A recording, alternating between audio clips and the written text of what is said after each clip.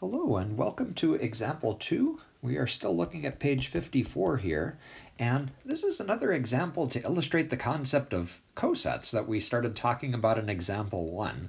Let's take a minute to read this example together.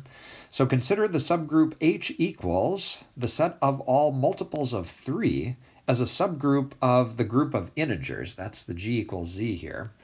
Okay, and they'd like us to define the set A plus H to be the set of all things that look like A plus H where H is in H. Now this is also a coset. The difference between this and what we did in example 1 is that our operation is addition, just because of the fact that in the group Z, that's our operation. We're adding and not multiplying numbers together. Okay, the idea is similar though.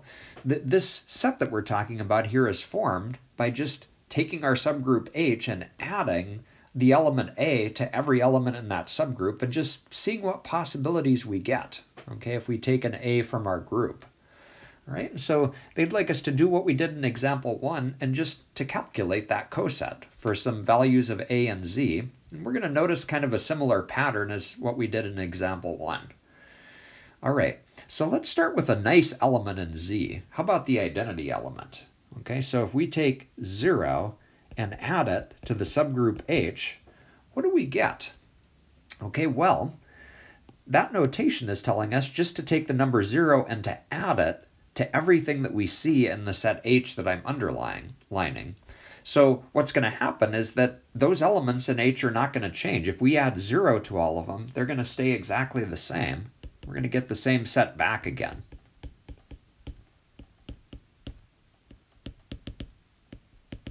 Okay, so we're just going to get H again. All right, so there's one coset. What if we took the element 1? Okay, that's also an integer, and added that to H. Okay, well, there, we'd just be taking all of the numbers in the set H and adding 1 to them. So let's see, kind of one at a time. -6, if we add 1 to that, we're going to get -5, and then -3 plus 1 is -2. We just keep doing that. Okay, and there's the set we're going to end up with. Okay, that's the coset 1 plus H. All right, and continuing, what about 2 plus H?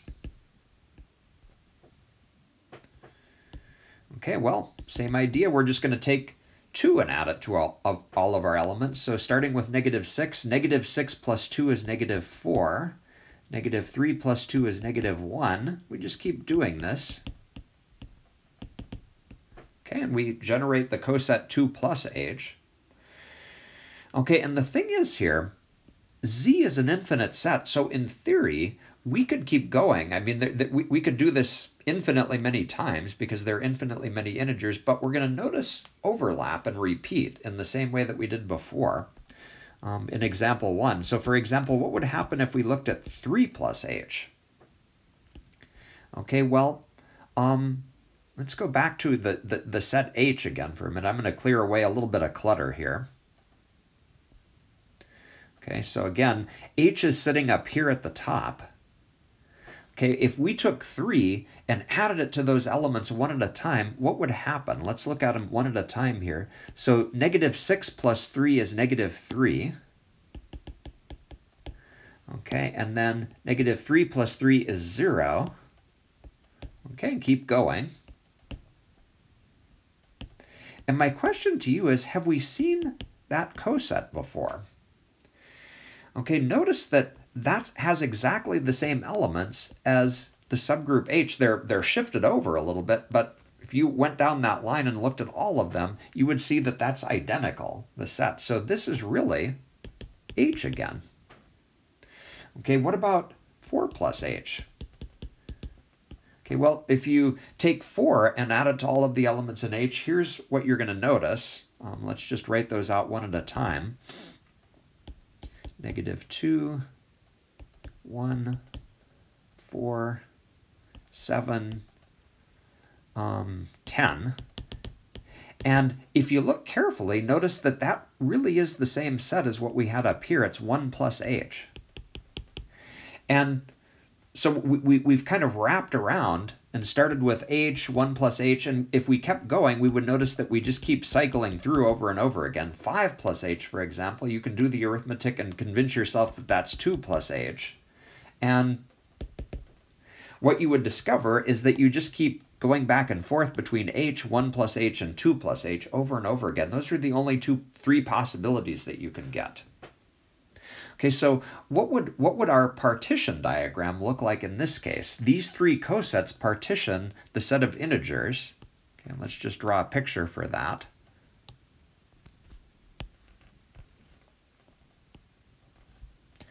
Okay, so one of our cosets was the subgroup itself, h. So -6, -3, 0, 3, 6, and 9. Okay, and of course there's a lot of other stuff in there too, so we can maybe put some dots to indicate that. And then the next coset was -5, -2, 1, 4, 7, 10, and so on. Okay, and then the last coset was -4, -1, 2, 5, 8, and 11. Okay, and a lot of other stuff. Okay, no matter what integer you start with, if you look at a plus h, it's going to be one of these three cosets on this list, and so we get a partition of z.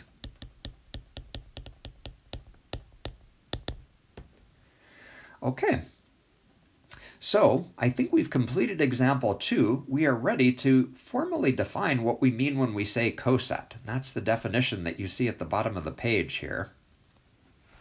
Okay, so let's read this together. Let G be a group, and let H be a subgroup of G, and A be any element in G. Okay, then the set A times capital H is called a left coset of H in G, and the set HA is called a right coset. Okay, and then if G is an additive group, we change our notation a little bit, and instead of talking about A times H, we talk about things like A plus H. Okay, that's an additive coset. And H plus A if we want to talk about a right coset. All right, that's just the same notation that we used in examples 1 and 2. Okay, and we will continue with this concept of cosets in the next video.